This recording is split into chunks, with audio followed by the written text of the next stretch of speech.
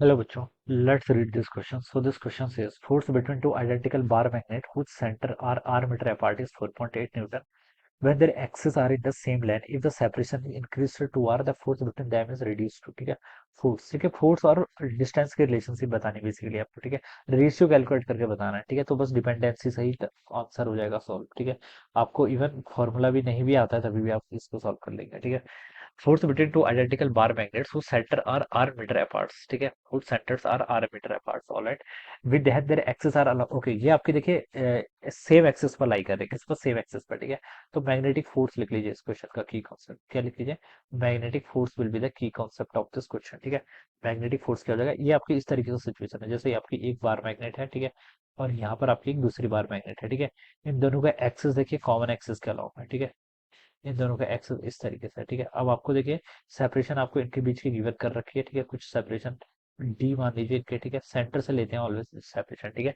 तो बोल रखा है देखिए, सॉरी, जब ये आपकी आर थी, पहले आपकी डिस्टेंस देखिए आर थी, तब फोर्स आपका 4.8 न्यूटन था। जब हमने सेपरेशन को 2r कर दिया तो तब कितना फोर्स होगा, देखिए फोर्स की आपको डिस्टेंस से डिपेंडेंसी बतानी है, ठीक है। बच्चों देखिए फोर्स की डिपेंडेंसी आपकी 1/d⁴ के इक्वल होती है, ठीक है, d⁴ ये देखिए कहाँ से आता है, देखिए ये तो स्टैंडर्ड है, ये आपको पता भी होना चाहिए, और नहीं पता तो देखिए मैं बता भी देता हूँ। मैग्नेटिक फील्ड देखिए कैसे प्रोपोर्शनल होता है, मैग्नेटिक फील्ड आपका 1/r³ के प्रोपोर्शनल होता है। मान लीजिए r डिस्टेंस है जो मैं कर लेता हूँ, ठीक है। आपको पता होगा देखिए ये रिजल्ट जो आपके इलेक्ट्रोस्टैटिक के होते हैं, सेम रिजल्ट आपके मैग्नेटोस्टैटिक में भी यूज होते हैं, बट आपको एनालॉजी करनी आनी चाहिए।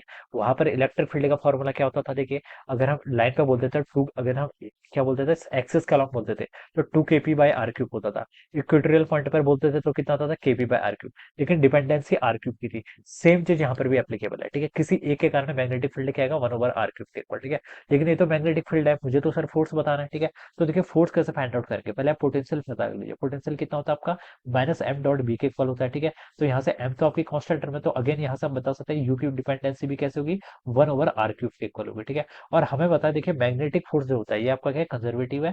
तो फोर्स के करस्पॉन्डिंग हमें पोटेंशियल डिफाइन कर सकते हैं, F = -du/dr, ठीक है। तो यू पता है तो उसको डिफरेंशिएट करेंगे तो देखिए फोर्स की जो डिपेंडेंसी आएगी वो कैसे आएगी आपकी, 1/r⁴, ठीक है। देखिए d/dr और 1/r³ करेंगे तो कितना आएगा, -3 की पावर r/4 आएगा। तो r⁴ पर डिपेंडेंसी फोर्स की आती है। इस रिजल्ट को हम डायरेक्ट यहाँ पर यूज कर रहे हैं, ठीक है।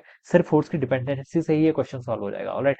अब देखिए बच्चों आपको क्या बोल रखा है, तो यहाँ पर से हम ऐसा लिख सकते हैं, तो देखिए आपका F1/F2, ठीक है, रेशियो बताना है, तो ये किसके इक्वल होगा आपका, जो आपकी कांस्टेंट टर्म होगी थी वो तो आपकी कैंसिल हो जाएगी, ठीक है। यहाँ पर आ जाएगा आपका r1 की पावर 4, ठीक है, और यहाँ पर कितना जाएगा आपका r2 की पावर 4, ठीक है। इनवर्सली प्रोपोर्शनल है, ठीक है, तो यहाँ से इतना आ जाएगा, ठीक है।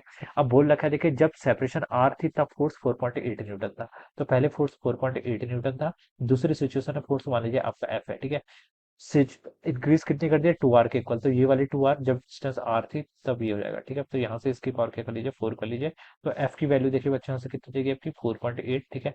r से आपका r कैंसिल हो जाएगा, 2 की पावर 4 कितना होता है बच्चों, 16 के इक्वल होता है। तो 4.8 डिवाइडेड बाय 16 करेंगे तो ये आपका 0.3 आना चाहिए, कितना, 0.3 Newton. So this should be the answer, तो डी ऑप्शन क्या होगा इसके आंसर, राइट आंसर हो जाएगा, ऑलराइट। तो इस तरीके से बच्चों हम क्या करेंगे, इस क्वेश्चन को आपको यहाँ पर सॉल्व करेंगे, okay. So I hope you are understood this concept, all the best and thank you.